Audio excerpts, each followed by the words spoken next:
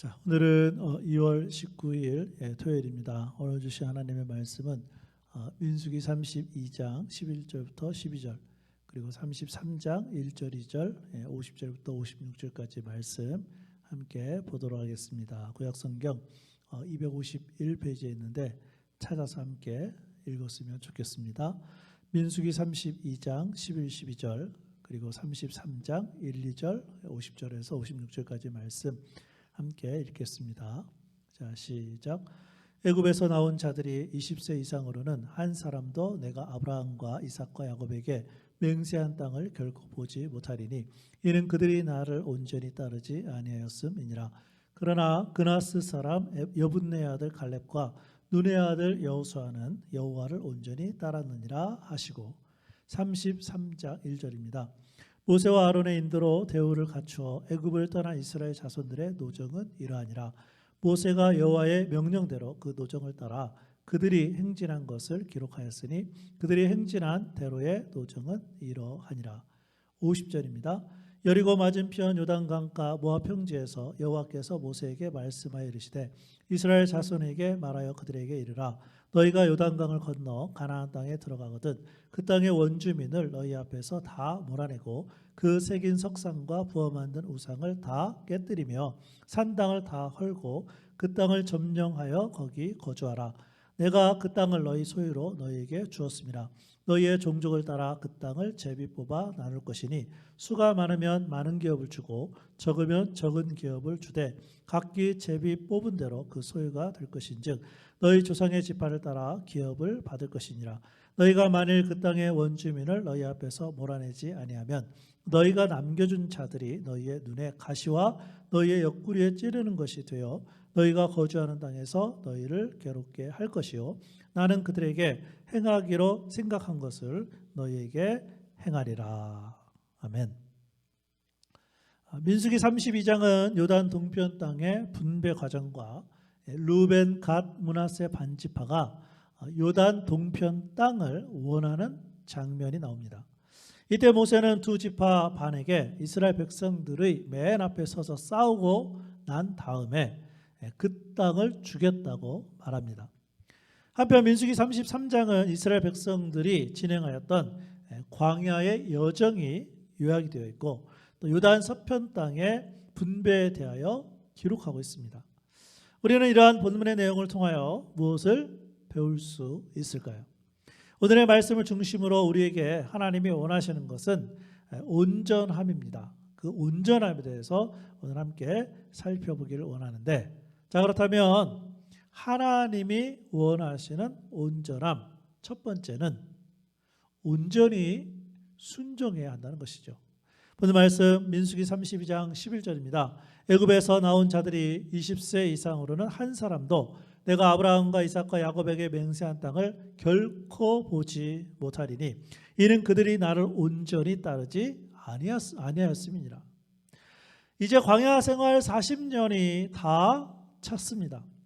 하나님의 말씀에 불순종한 세대들은 다 광야에서 죽었고 그때 당시 20세 이상의 사람들은 한 사람도 하나님이 허락하시는 가나안 땅에 들어가지 못합니다. 자, 그런데 그 이유를 성경은 무엇이라고 밝히고 있습니까? 이는 그들이 나를 온전히 따르지 아니하였음이니라.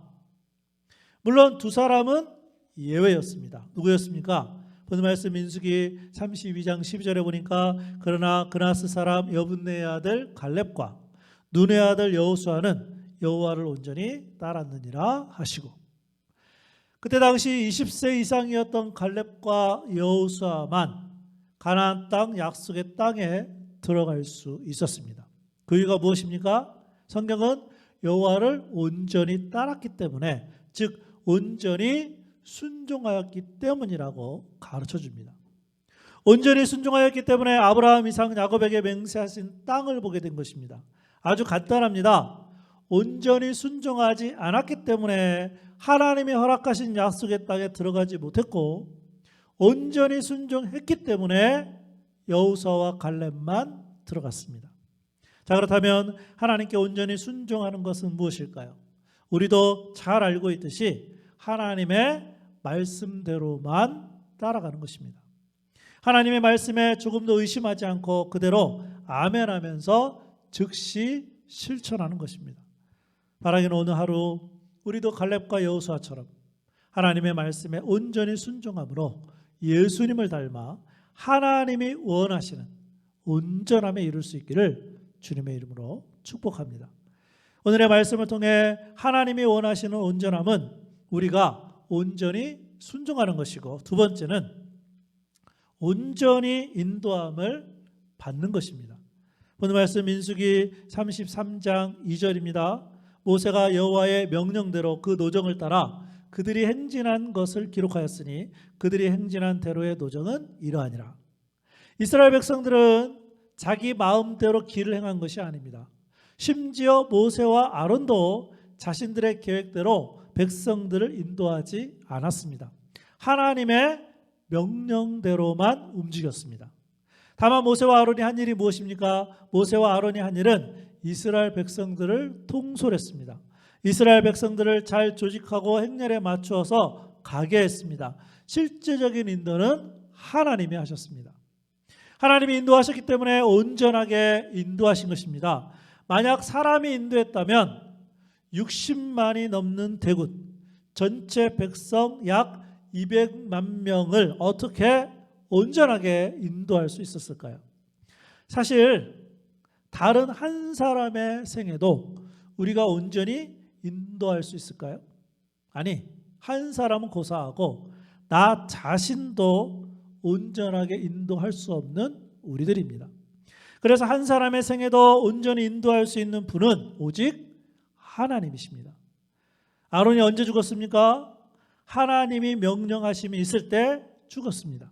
다시 말하면 하나님이 온전하게 아론의 생애를 다 인도하신 다음에 하나님께서 부르셨습니다. 우리 자신, 가정, 직장, 교회는 결국 온전하게 인도하시는 하나님의 손에 달려있는 것입니다.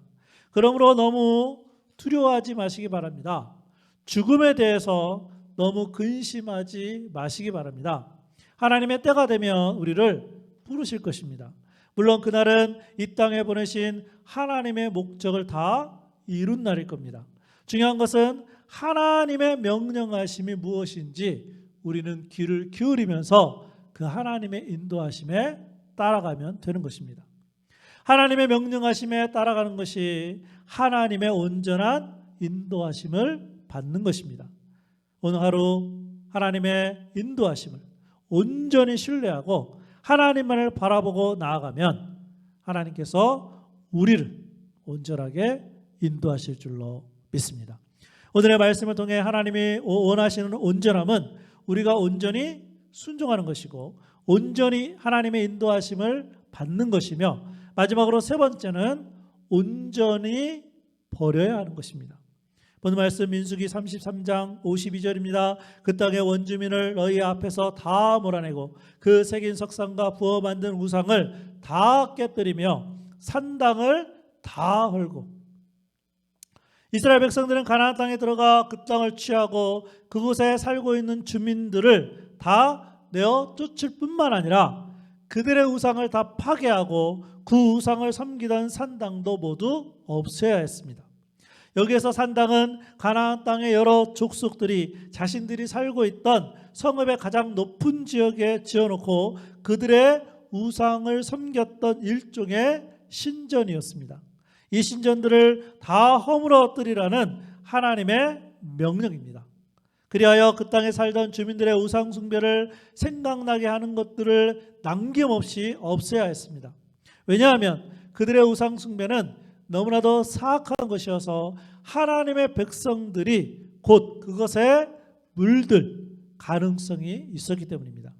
하나님은 이방 종교의 모든 흔적들을 없앰으로써 자기 백성의 순결을 지키고자 하셨습니다. 그래서 지금 읽은 말씀에 보면 다라는 단어를 3번씩이나 강조하고 반복해서 썼습니다. 하나님과 반대되는 사람들, 하나님이 아닌 다른 신을 섬기는 우상들에 대하여 과감하게 다 버리는 것입니다. 다른 말로 하면 하나님 외에는 다른 것을 의지하지 말아야 합니다. 소망을 하나님께만 두라는 것입니다. 모든 관심을 하나님께만 두고 하나님만 섬기라는 말씀입니다. 그런데 왜 하나님이 이렇게 말씀하셨을까요? 본문 말씀 민수기 33장 55절입니다. 너희가 만일 그 땅의 원주민을 너희 앞에서 몰아내지 아니하면 너희가 남겨둔 자들이 너희의 눈에 가시와 너희의 옆구리에 찌르는 것이 되어 너희가 거주하는 땅에서 너희를 괴롭게 할 것이요. 하나님이 원하시는 온전함은 우리가 온전히 버리는 것입니다. 하나님보다 우리가 더 의지하는 사람이나 상황을 버려야 합니다. 오늘 하루 온전히 하나님만을 의지하고 바라보는 복된 삶이기를 주님의 이름으로 축복합니다. 오늘 찬송가 407장 구주와 함께나 죽었으니 마지막 가사에 보면 언제나 주만 바라봅니다. 그래서 오늘 하루 주님만 바라보겠다는 마음으로 우리 함께 찬양하겠습니다.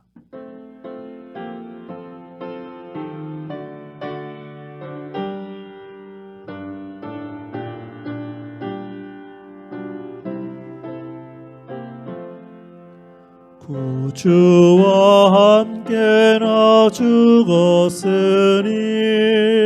구주와 함께나 살았도다.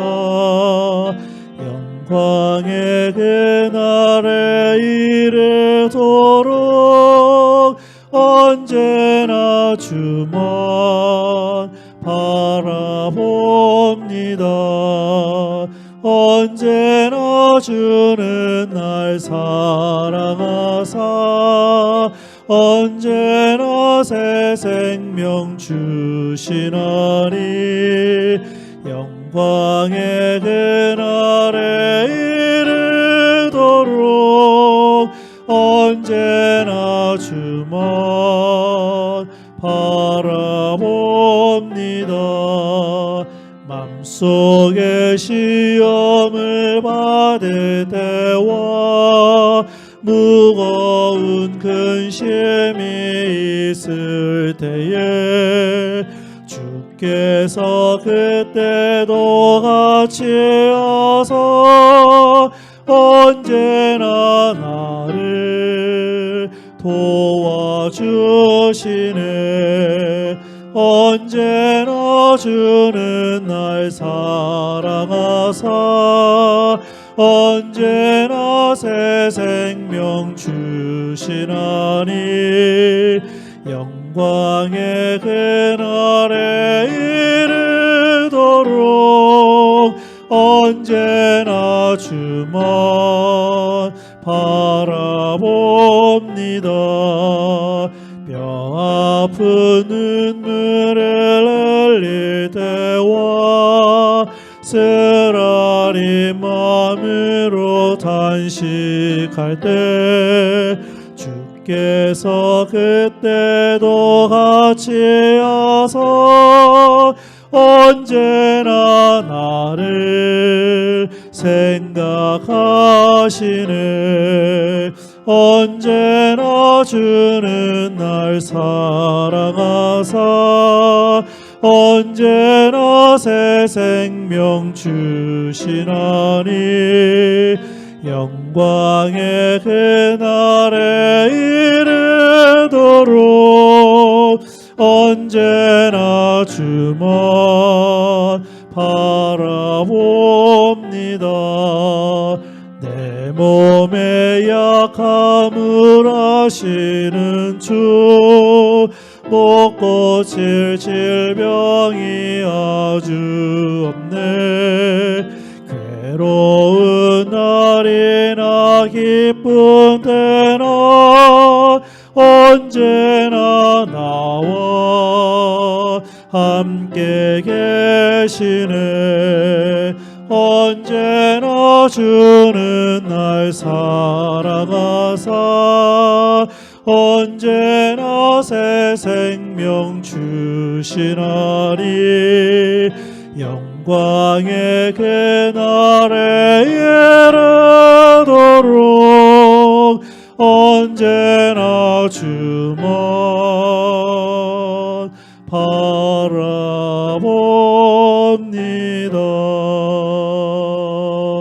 아멘.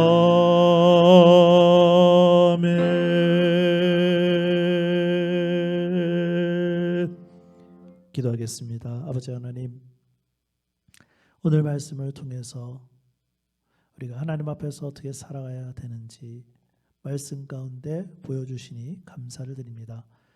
특별히 온전하신 하나님께서 우리들의 삶 가운데 우리도 온전하기를 바라는 줄로 믿습니다. 온전히 주님만 바라보게 하여 주시고, 특별히 주님과 반대되는 것이 있다면 다 버리게 하여 주시고, 온전히 하나님의 말씀대로만 순종하며 살아가는 저희들 되게 하여 주옵소서. 여호수아와 갈렙이 살았던 것처럼 우리도 오늘 하루 믿음 가운데 말씀대로만 살아가는 우리 교회 성도들 되게 하여 주옵소서. 오늘은 토요일입니다. 또 오늘 하루 동안 내일 주일 예배를 위해서 기도하고 준비하는 성도들 되게 하여 주셔서 또 내일 주일날 교회에 모여 예배드림으로 하나님께 영광이 되는 우리 교회 성도들 되게 하여 주옵소서. 예수님의 이름으로 기도합니다. 아멘.